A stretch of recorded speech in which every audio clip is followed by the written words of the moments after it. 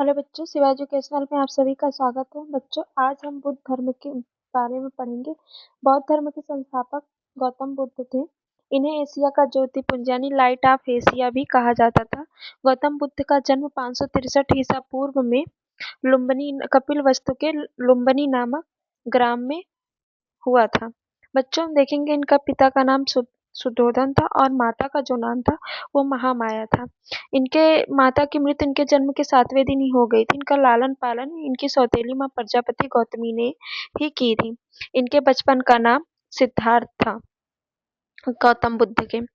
जैसा कि चित्र में दिखाया गया उनके जन्म का, बचपन से ही गौतम बुद्ध का जन आध्यात्मिक की ओर था, इसलिए इनके पिता ने इनका विवाह 16 वर्ष की अवस्था में जो है वो यशोधरा नामक कन्या से करवा दिए थे। इनका एक पुत्र भी था जिसका नाम राहुल था। गौतम बुद्ध के एक पुत्र का जो था वो उसका नाम राहुल था।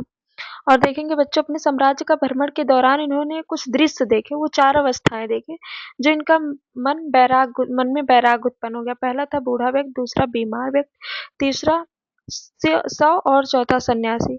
सांसारिक समस्याओं से व्यथित होकर सिद्धार्थ ने 29 वर्ष की अवस्था में गृह त्याग किया, जिसे बौद्ध धर्म में वहां भी निष्कर्मण कहा गया। इसके बाद देखेंगे ज्ञान की खोज में बुद्ध इधर उधर भटकते रहे, फिर उन्हें अलार कलाम मिल गए, इनके पहले गुरु, जो इनको सांख्य दर्शन की शिक्षा दी अलार कलाम ने। इसके बाद महात्मा बुद्ध ने अपने 5 मित्रों के साथ सारनाथ के वन में गए।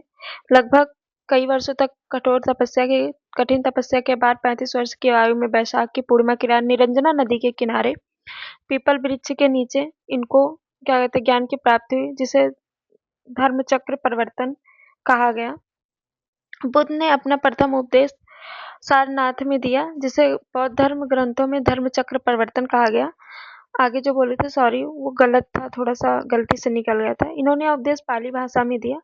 नोट पॉइंट में देखेंगे बुद्ध ने अपने सर्वाधिक उपदेश जो दिए थे वो कौशल की राजधानी, देश की राजधानी श्रावस्ती में दिए थे।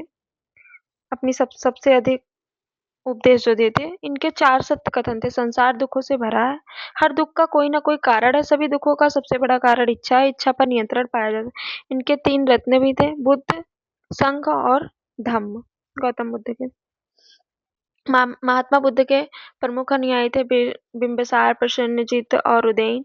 बुद्ध ने अनुयायी को 2 भागों में बांटा था। जो पहला भाग था वो भिक्षुक थे और दूसरा उपासक थे।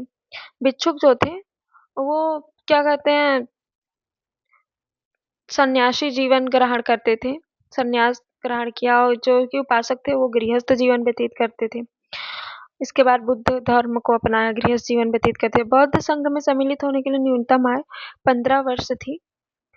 बुद्ध के जीवन से संबंधित बौद्ध धर्म के प्रतीक जो थे उसको आइए हम देखते हैं विस्तार से अच्छे से। जन्म का जो था वो उनका कमल एवं साढ़ था, और इसके बाद गृहस्थ का जो था वो गृह त्याग का वो घोड़ा था, और ज्ञान का जो था पीपल वृक्ष जिसे बोधि वृक्ष भी कहा गया है, और निर्वाण का जो था इनका पद चिन्ह था, और मृत्यु का जो था इनका स्तूप था।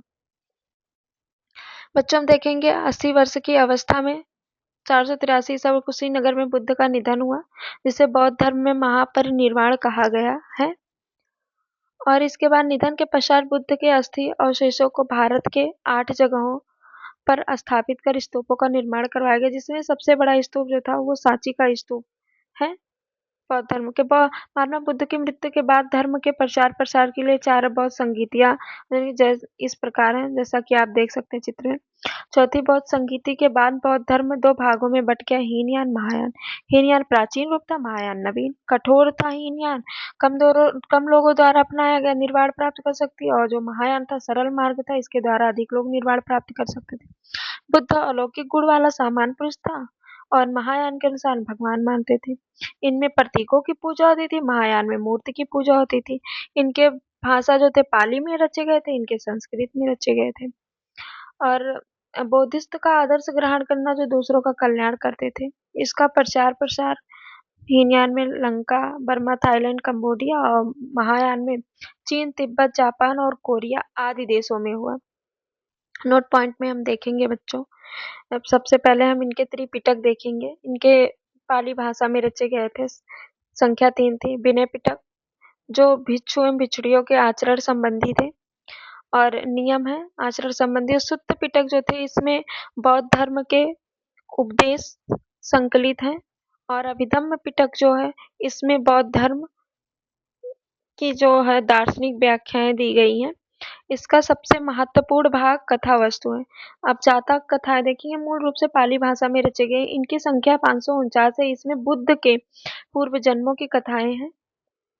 और बुद्ध चरित जो है इसकी रचना संस्कृत भाषा में घोष द्वारा रची गई। इसमें जीवन वृत्तांत एवं शिक्षाओं की बात की गई है। इसमें बौद्धों का रामायण भी कहा जाता है बुद्ध चरित को। अब धम्म पिटक जो है पाली भाषा में है, वो भी देख सकते हैं आप।